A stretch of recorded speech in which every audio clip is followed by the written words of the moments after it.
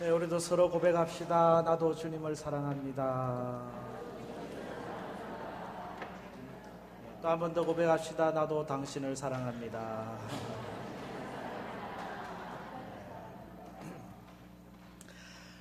지난 6월 4일에 우리나라 전국 지방선거를 통해서 지역에 아주 좋은 선한 일꾼들을 많이 선출했습니다. 기도하기는 오늘 말씀의 제목처럼 이분들이 다 선한 일에 지혜롭고 악한 일에는 미련하게 되기를 기도합니다.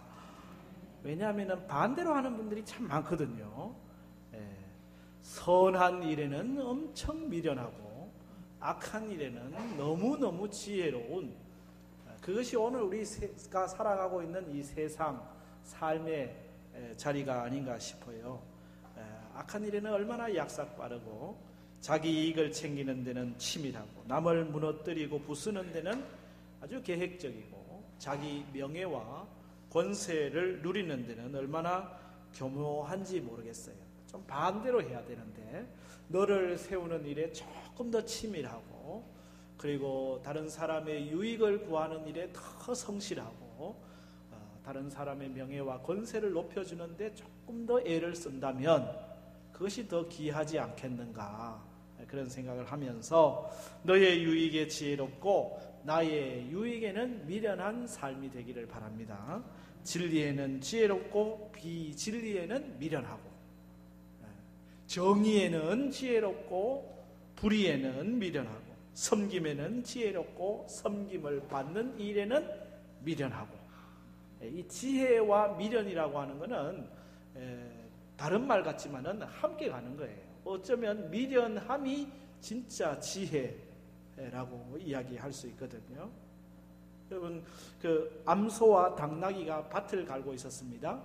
그냥 이야기입니다. 이 암소와 당나귀가 밭을 갈다가 하루는 암소가 꾀가 났습니다. 도저히 힘들어서 더운데 못하겠다. 그래가지고 꾀병을 부리는 거예요. 아이고, 내가 지금 병이 나가지고 일을 못하겠습니다. 그리고 안 나가니까 이제 당나귀만 나갔어요. 당나귀가 하루 종일 일하고 집에 들어오는데 암소가 당나귀한테 묻습니다. 오늘 주인이 뭔 말씀 안 하시더냐? 아무 말씀 안 하시던데. 다음날 암소가 또 꾀병을 부립니다.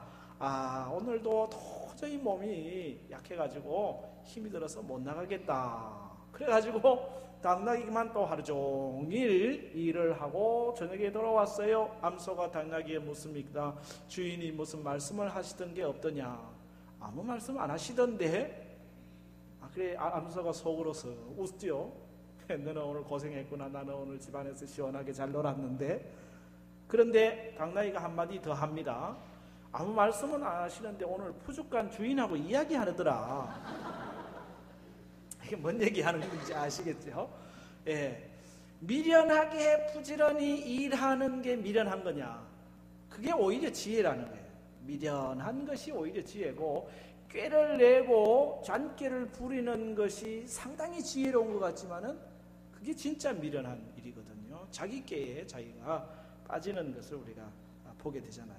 자기에게 주어진 일에 열심히 하는 것이, 그것이 지혜고요.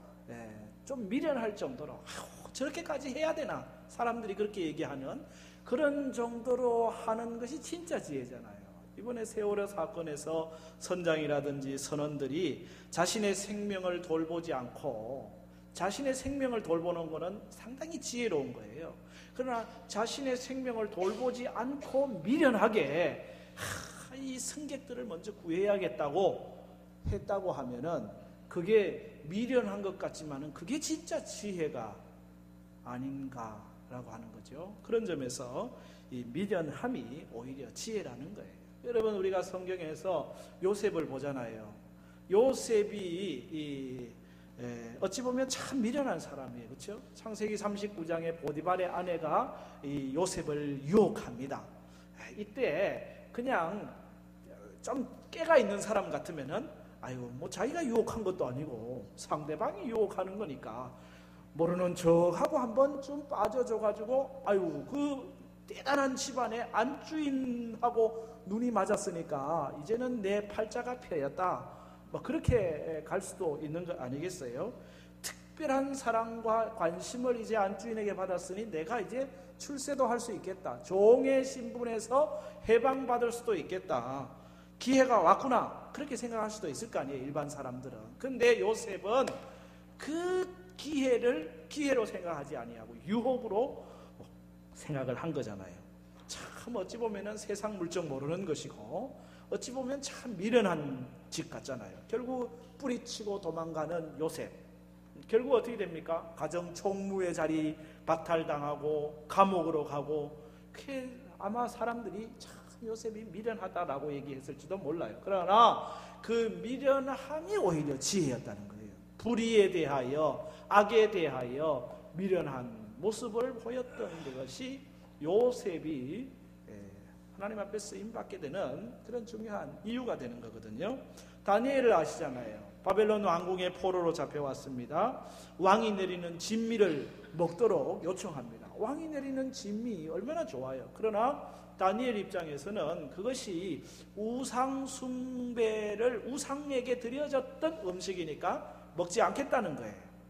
뭐 그렇게 미련하게 할 필요가 뭐 있어요.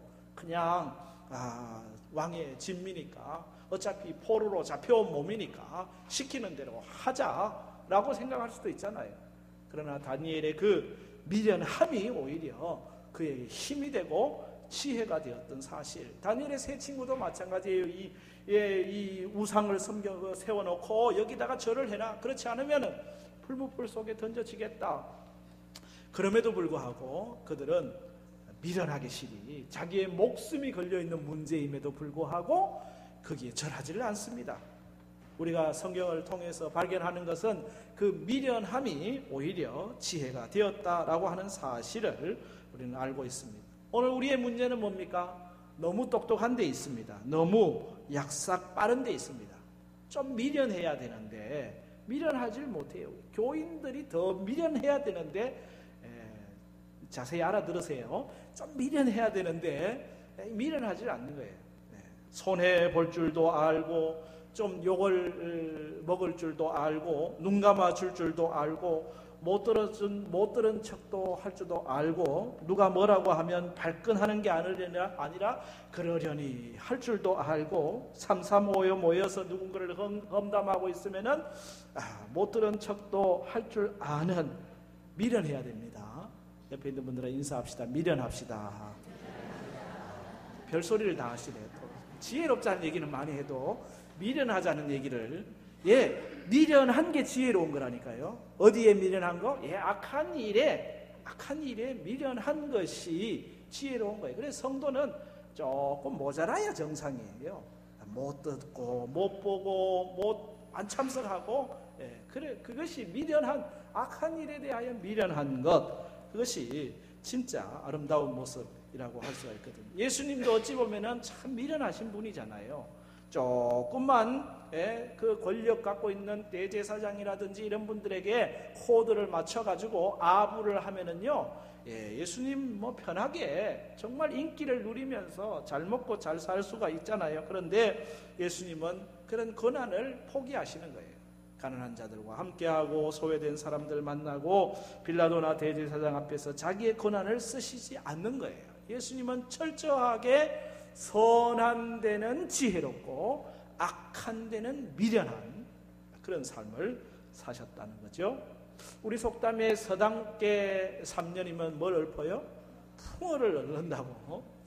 그래, 이 말은 원래 아무리 참 그 미숙한 무지한 사람이라 할지라도 같은 일을 계속 반복하다 보면은 나름대로 어느 정도 잘 할 수 있다라고 하는 그런 뜻을 갖고 있는데, 이걸 이렇게 좀 다르게 해석을 하는 분이 있더라고요. 서당께 3년이면은 개소리를 안 낸다. 이렇게.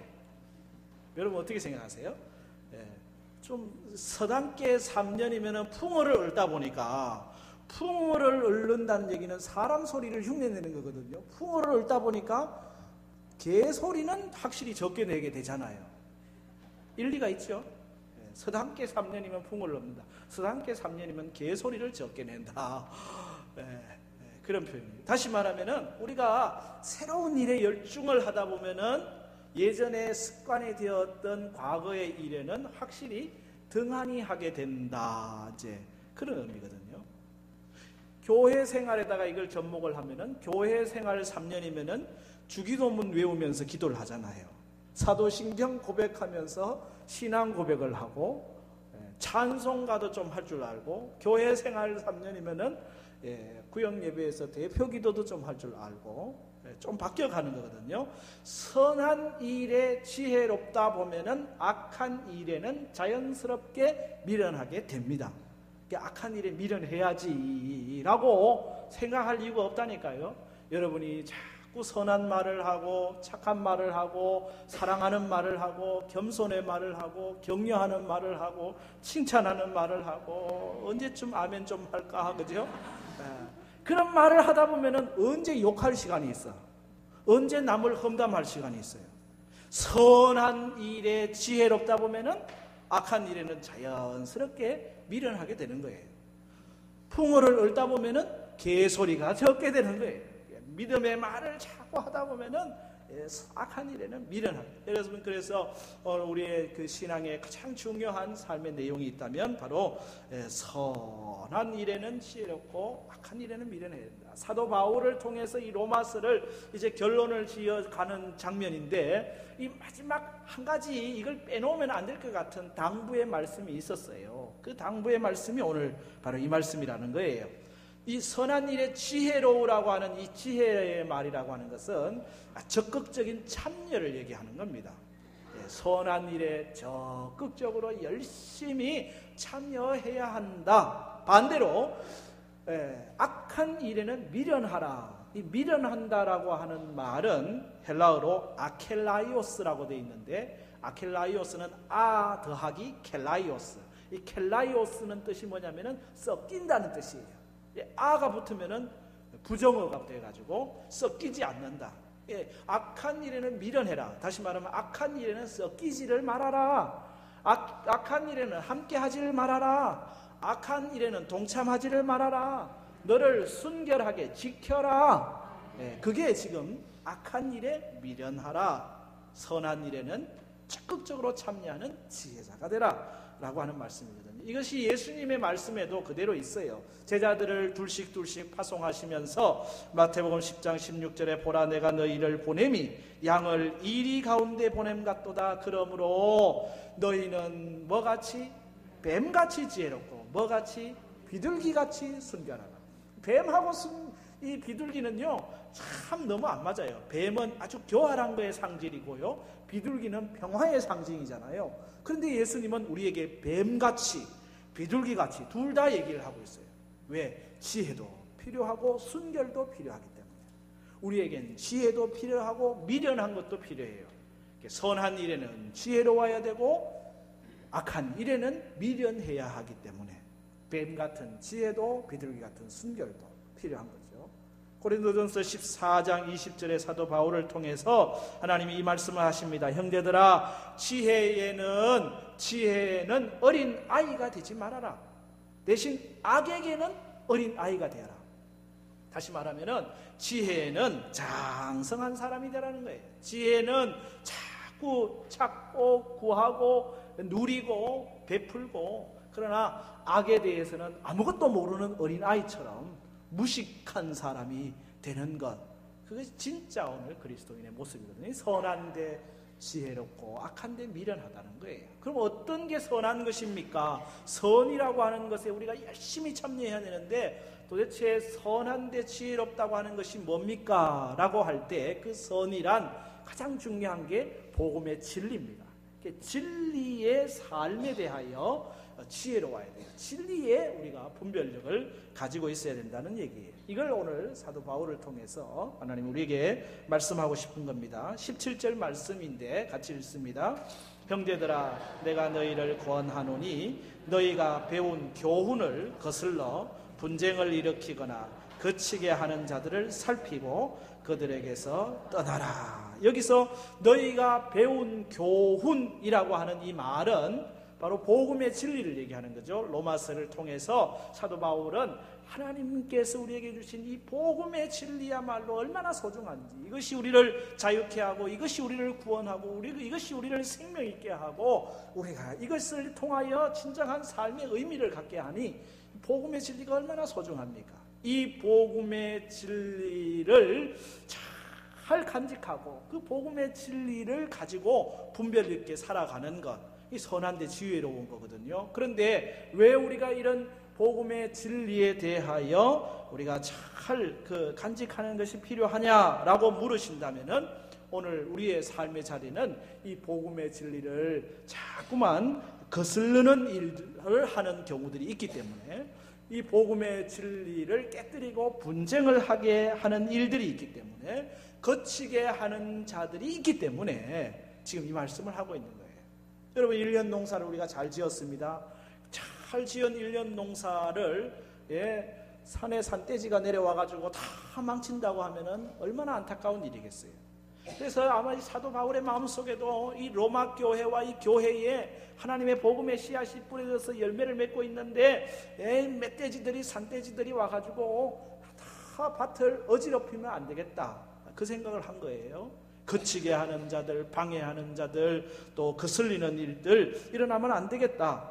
그래서 여기 이 복음의 본질을 흐르게 하는 것으로부터 우리 자신들을 지키도록 말씀을 하고 있는 겁니다. 여기 다른 복음을 이야기하고 있는데, 이 다른 복음이라고 하는 것은 그 당시로 들어가 보면은 예수 그리스도를 믿는 믿음 이외에 유대의 율법을 함께 이루어야 한다고 하는 유대 율법주의적 신앙, 그걸 얘기한다고 할 수가 있죠. 그래서 갈라디아서에서 사도 바울은 다른 복음은 없다, 철저하게 얘기하면서, 만약 천사라도 다른 복음을 전하면은 저주를 받는다 라고 철저하게 얘기를 하고 있어요.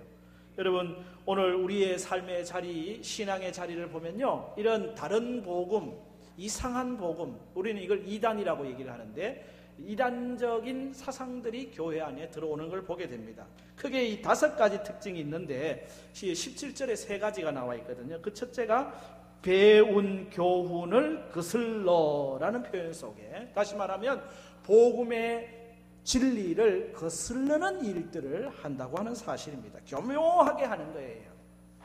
처음에는 잘 몰라요. 성경 공부한다 그러고요, 말씀을 가르쳐준다고 하고요, 신령한 것처럼 보여져요. 처음부터 이단인 줄 알고 누가 이단에 빠집니까?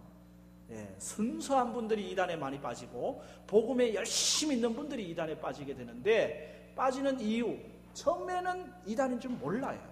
이단이라고 하는 말이 1단, 2단, 3단 나갈 때 이단이 아닙니다. 이자는 다를 이자에, 단자는 끝단자입니다. 다른 말로 하면 끝이 다른 게 이단이에요. 시작은 어떻다는 얘기예요? 같다. 시작은 같아요. 시작은 같아요. 그래가지고 예수님으로 시작하니까 당연히 예수님에 대해서 가르쳐 주는 줄 알았는데, 끝에 가보니까 유병언이가 떡 나와요. 구원파지. 예수님으로 시작했는데 끝에 가니까 이만희가 떡 나와. 신천지지.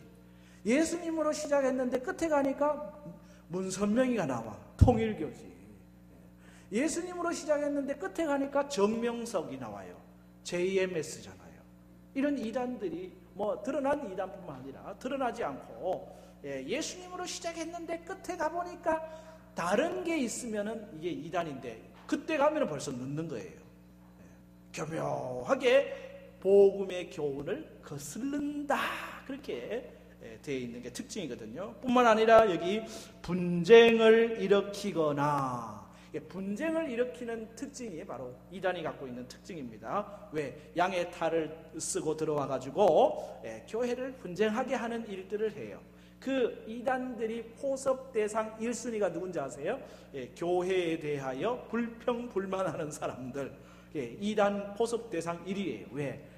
이 사람하고 말을 하면은 여러 정보를 얻을 수 있거든. 장로님이 어떻게 했다, 목사님이 방구를 뀌었다, 이러면서 다 정보를 이 사람 통해서 들을 수가 있기 때문에, 그래가지고 교회를 분쟁을 일으키는 데는 아주 요긴하게 쓸 수 있으니까 포섭 대상 1순위 가운데 들어가는 거죠. 교회가 분쟁하는 데 가보면은 항상 이단 시비가 있습니다. 이유가 뭔지 아세요? 이단들의 특징이 교회를 분쟁하게 하는 거니까. 다른 교훈, 바른 교훈을 거스릴 뿐만 아니라 그 바른 교훈을 거스르고 교회를 분쟁하게 하고, 그 다음에 보면은 거치게 하는 자들이다, 그렇게 돼 있잖아요. 이 거친다는 것은 거침돌이 된다 이 뜻입니다. 돌은 두 종류가 있잖아요. 디딤돌이 있고 거침돌이 있고, 디딤돌은 밟고 잘 건너갈 수 있지만은 거침돌은 걸려서 넘어지게 하는 거거든요. 교회로 하여금 너로 하여금 걸려서 넘어지게 하는 일들이 있다라고 하는 거예요. 그러기에 선한데 지혜로워야 된다. 다시 말하면 복음의 진리에 지혜로워야 된다. 그렇지 않으면은 거슬립니다. 그렇지 않으면은 분쟁에 휘말립니다. 그렇지 않으면은 거침돌에 넘어지게 된다는 거예요. 이단들이 갖고 있는 또 하나의 특징이 뭔지 아세요? 18절에 두 가지가 더 나오는데, 이 같은 자들은 우리 주 그리스도를 섬기지 아니하고 다만 자기들의 배만 섬기나니 교활한 말과 아첨하는 말로 순진한 사람들의 마음을 미혹하느니라. 자기 배만 섬긴다, 그렇게 되어 있습니다. 예수 그리스도를 섬기는 게 아니라는 거예요. 예수 그리스도의 이름은 이렇게 형식적으로 놔두고, 그리고 자신의 배를 채우는 거예요. 자기의 이익을 채우는 거예요. 여러분, 구원파 유병은 요즘 뉴스를 통해서 명확하게 보잖아요. 예수님 얘기하고 구원 얘기하고는 뒤를 돌아보니까 전부 유병헌이 일가 다 자기 배 채워놓고 놓은 그런 모습들이 드러나고 있는 거거든요. 교활한 말, 아첨하는 말로 순전한 사람을 유혹해요. 이 말이요, 교활해요, 아첨이에요. 다시 말하면은 속과 겉이 다른다니까요. 밭으로는 아주 꿀 달린 말이에요. 근데 속에는 칼을 갈고 있는 말을 한다 이 뜻입니다. 그래서 순진한 사람들로 하여금 미혹하게 하는, 이런 것이 이단의 특징입니다. 진리에 지혜롭지 못하면은 결국 넘어가게 된다는 거예요. 선한데 지혜로워라, 이 말은 진리의 말씀, 복음의 말씀에 대하여 늘 지혜를 갖고 있어야 된다는 거예요. 하나님의 말씀 위에 굳게 서야 된다고 한다는 사실입니다. 주의 약속하신 말씀 위에서 영원토록 주를 찬송하리라. 굳게 서리, 영원하신 말씀 위에 굳게 서리, 굳게 서리, 그 말씀 위에 굳게 서리라. 진리의 말씀 위에 여러분 굳게 서시길 바랍니다. 선한데 지혜로운 삶이에요. 그 말씀 위에 굳게 서면은 분별력이 생기는 거예요. 이게 옳은지, 이게 그런지, 이게 복음인지 아니면 복음이 아닌지 분별력이 생겨요. 그래서 우리로 하여금 우리를 넘어뜨리려고 하는 바른 교훈을 깨뜨리려고 하는 사람들로 하여금 우리를 지키기 위해서 두 가지 말씀을 하고 있는데, 첫째가 살피라고 하는 게 17절에 나와 있잖아요. 그렇죠? 잘 살펴야 된다. 진리의 말씀과 좀 다른 교훈은 아닌지 잘 살펴야 된다는 거예요. 분쟁을 일으키고 있는 것은 아닌지, 교회 안에 거침돌이 되지는 않은지 잘 살피라는 거예요. 살핀다는 것은 두 눈을 부릅뜨고 응시하는 거거든요. 왜? 금방 안 드러나거든요. 조금 수상하긴 한데, 그러면은 살피는 게 필요하다는 거죠. 자세히 살펴라. 그 다음 단계가 뭐냐? 그 다음에는 여기 17절 보니까 떠나라, 그렇게 돼 있잖아요. 살펴보니까 이것이 옳은 교훈이 아니에요, 진리가 아니에요, 복음이 아니에요. 그러면은 단호하게 대처하라는 거예요. 떠나라. 거기에서부터 피하라, 멀리해라, 배격해라, 갈라서라 라고 하는 것을 말씀을 하고 있는 겁니다. 진리 아닌 비진리, 이단적 사상에 대해서는 그냥 대충 적당히가 아니에요. 그때는 아주 단호하게 아니다 라고 선포하고 떠날 것을 말씀하고 있거든요. 오늘은 우리가 살아가는 시대가 상당히 미혹게 하는 시대입니다. 영적으로 진리 가운데 서지 못하도록 얼마나 미혹게 하는 일이 많은지. 여러분, 유명 브랜드도 유명 브랜드니까 가짜들이 있잖아요. 만약 그 브랜드가 유명 브랜드가 아니면 절대 가짜를 안 만듭니다. 유명 브랜드이기 때문에 가짜가 있는 거예요. 복음은 진리이기 때문에 가짜가 분명히 있습니다. 이 진리를 이 복음을 해방하려고 하는 이 가짜들. 그렇기 때문에 진리의 말씀, 바른 교훈에 우리가 바르게 영적 판단력을 가져야 된다는 거예요. 선한데 지혜로울 수 있기를 바랍니다. 다시 말하면 진리의 말씀을 잘 분별하는 거예요. 그 다음에 여기 선한 일에 지혜로워야 된다. 19절에 말씀하고 있는데 같이 읽습니다. 너희의 순종함이 모든 사람에게 들리는지라. 그러므로 내가 너희로 말미암아 기뻐하노니 너희가 선한데 지혜롭고 악한데 미련하기를 원하노라. 아멘. 앞에 말씀에 대한 하나의 결론이면서 또 하나 강조이기도 합니다. 물론 교회 안에 분쟁과 이단들이 많은 건 아니에요. 아주 소수예요. 대부분의 사람들은 다 오늘 말씀처럼 순종함이 있는 거죠. 헌신이 있고요, 충성이 있고요, 복음의 열정을 갖고 살아요. 그래서 사도 바울은 그걸 알기 때문에 너희의 순종함이 모든 사람에게 들리는지라. 그러므로 내가 너희로 말미암아 기뻐한다 라고 말하면서 그럼에도 불구하고 하나 주의해라. 항상 선한데 지혜롭고 악한 데는 미련해야 된다. 복음의 진리 이것에는 지혜로워야 되고 악한 복음의 진리를 깨뜨리는 것에서는 미련해야 된다. 또 이 선한 것이라고 하는 것을 조금 더 넓게 우리가 해석을 해보면은 바로 하나님의 뜻이고 하나님이 기뻐하시는 것이거든요. 하나님의 뜻, 하나님이 기뻐하시는 것에서는 열심히 적극적으로 지혜롭고 참여하고, 반대로 하나님의 뜻이 아닌 것, 하나님이 기뻐하지 않는 일에 대해서는 아주 미련한 그런 삶을 살아라고 하는 것이 오늘의 말씀이잖아요. 로마서 12장 2절에 있는 것처럼 너희는 이 세대를 본받지 말고 오직 마음을 새롭게 함으로 변화를 받아 하나님의 선하시고 기뻐하시고 온전하신 뜻이 무엇인지 분별하도록 하라. 선하다고 하는 것하고 기뻐하는 것, 온전한 것, 그 다 연결이 되는 거잖아요. 하나님의 이 선한 것이 바로 하나님의 기뻐하시는 뜻, 온전한 뜻이거든요. 여러분, 하나님이 기뻐하시는 일이 뭘까? 하나님이 좋다라고 하시는 것이 뭘까?